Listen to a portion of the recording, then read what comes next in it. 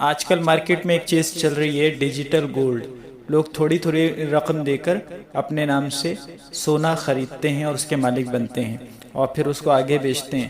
تو اس کے متعلق الفلاح انٹرنیشنل فاؤنڈیشن کے دارالفتہ میں سوال آیا تھا کہ ڈیجیٹل گولڈ خریدنا اور اسے بیچنا کیسا ہے، اور اس میں گولڈ جو ہوتا ہے سونا کمپنی کے پاس ہی رہتا ہے، قیمت بڑھنے پر لوگ اسے بیچ دیتے ہیں، تو ایسا کرنا کیسا ہے.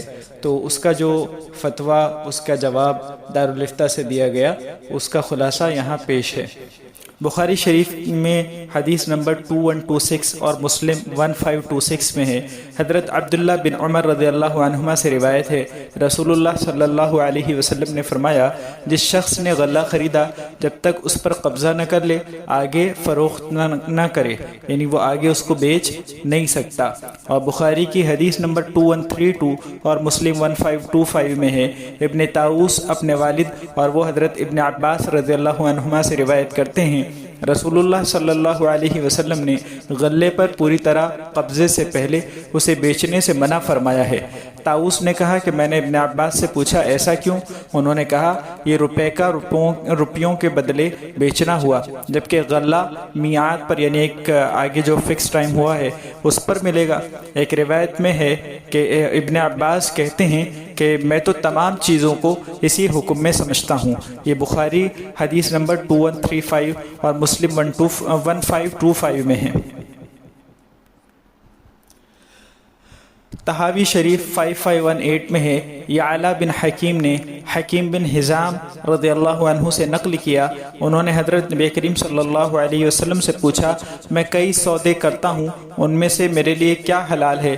آپ صلی اللہ علیہ وسلم نے فرمایا، جب تم کوئی سودا کرو تو قبضے سے پہلے اسے آگے مت بیچو.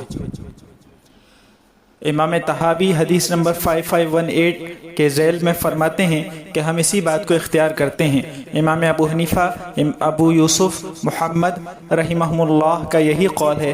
البتہ امام ابو حنیفہ فرماتے ہیں کہ مکانات اور اراضی کو خریدنے والا قبضے سے پہلے فروخت کر سکتا ہے کیونکہ وہ غیر منقول ہیں اور اپنی جگہ سے دوسری جگہ منتقل نہیں ہو سکتی، جبکہ دیگر اشیاء کا یہ حال نہیں.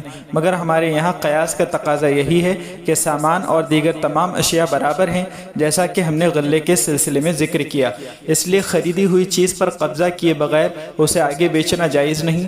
جب خریدنے والا خود یا اپنے وکیل کے ذریعے اس پر قبضہ کر لے تو اسے آگے بیچ سکتا ہے. نیز قبضہ جو ہے تو وہ مبیع اور مشتری کے مابین ایسے تخلیے کا نام ہے جس میں خریدار کو ایسی قدرت حاصل ہو جائے جس میں بیچنے والے کی طرف سے کوئی رکاوٹ نہ رہے. مشتری یا اس کے وکیل کا حصی قبضہ ضروری ہے، یعنی جس نے خریدا ہے وہ خود یا اس کے بہاف میں کوئی اس پر قبضہ کرے، اور یہ کبھی شے کو ہاتھ میں لینے سے ہوتا ہے اور کبھی کسی اور طریقے سے. الموسوعۃ الفقہیۃ الکویتیہ جلد نمبر 32 اور صفحہ نمبر 259 میں ہے کہ چیزوں کی ذات کے اختلاف سے قبضے کے طریقہ مختلف ہو جاتا ہے، اور فی الجملہ چیزیں دو قسم کی ہوتی ہیں، عقار اور منقول.